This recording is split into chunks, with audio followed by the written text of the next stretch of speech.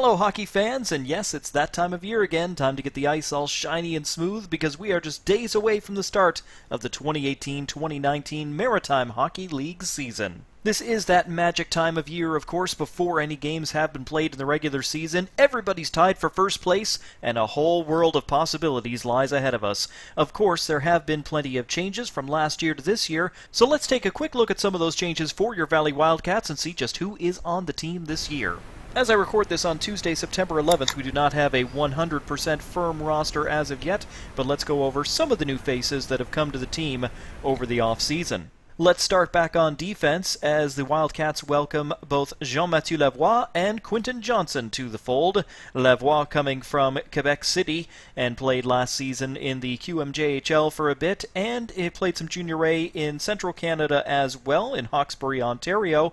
Johnson, of course, is no stranger to Wildcat fans. He spent the last 2 years with the Pictou County Weeks Crushers, and Johnson came over to the Wildcats at the MHL draft this past June as completion of an earlier deal. Both are big guys who will no doubt help bolster the back end for the Valley Wildcats. The guy they will be protecting in between the pipes this year is Liam McDonald. The 20-year-old veteran goaltender joins the Wildcats to take over the number one job after Cole McLaren made the Halifax Mooseheads. Congratulations to him.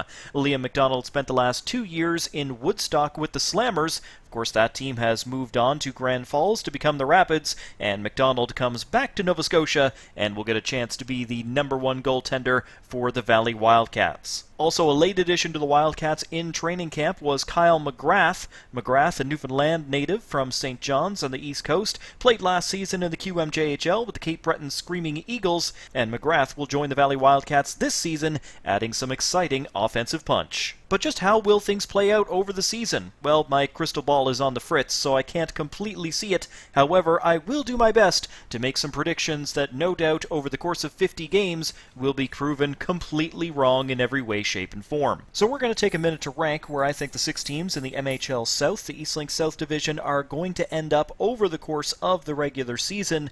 And if I rank your team toward the bottom of these rankings, don't worry, as I went back and checked my predictions from last year, and I had only one of the 6 teams actually in their correct place by season's end. At number 6, I've got the Pictou County Weeks Crushers this season. Now, this isn't a slight against the Crushers, far from it. In fact, I really like what they've done during the off-season. I think they've made some very intelligent trades and have brought in some great young talent. As they start their rebuild, they are going to be very good going ahead in the future. And yes, the Crushers are in a rebuilding year this year, but that doesn't mean they are going to be pushovers. You bring in the likes of Barrett Deschessen from the Halifax Mooseheads, and that's going to be an instant kind of game changer, plus the likes of Dylan Riley, Jacob Hickey up front, Evan McLennan, Jake Martin, Jaden Mason. These are guys that know how to put pucks in the net, and they are still going to score goals, and they are still going to be competitive. On the back end, they've still got veterans in Michael Fredette, Aiden Hickey back there, big Malcolm Genge as the rookie. That's a decent defense they've got back there in front of their goaltender, Matt Normore. Normore, of course, played with the team last year, so he's got some experience under his belt as well. The Crushers are going to be competitive. They are going to battle for a playoff spot, but I've got to put someone down at the bottom of the list. And as the Crushers rebuild, I think they will probably end up in 6th place come season's end. Moving on to number 5, I've got the Truro Bearcats. Yeah, that's right. The only team in the MHL that has never missed the postseason, and I've got the Bearcats missing it this year. Once again, not meant as a slight against the Bearcats because they have a very solid team.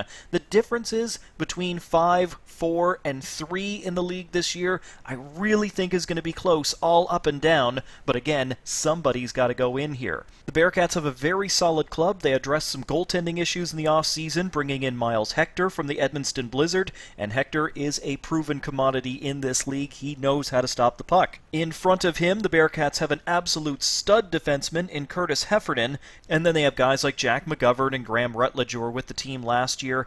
this is the knock against the Bearcats in that while they have some fantastic defensive prospects and some fantastic talent on this team, they are young. They don't have the extreme depth on defense that they have had in past years, and that means Hector is probably going to have to work hard.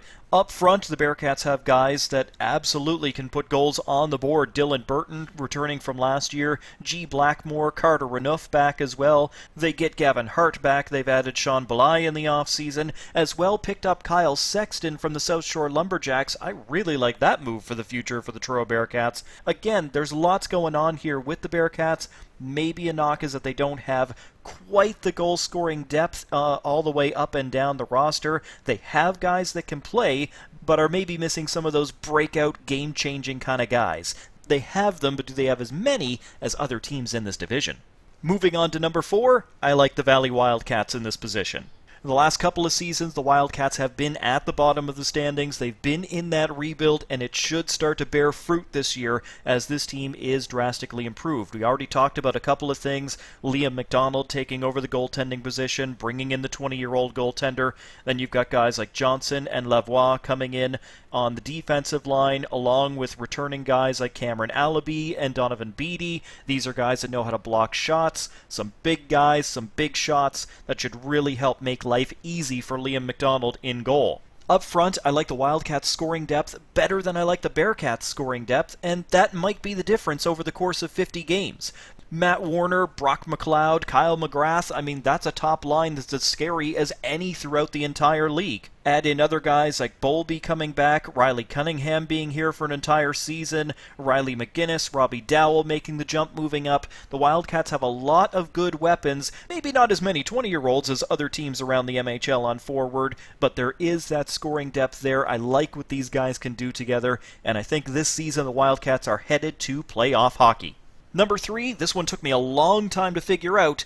It's the Amherst Ramblers. The Amherst Ramblers are going to be hosting the Fred Page Cup Eastern Canadian Championships this spring, which means they have a guaranteed ticket at that tournament. However, the Ramblers were an interesting case because last year the team was loaded down with 20-year-old veterans and they graduated a lot of players. And they've loaded back up again to make another run.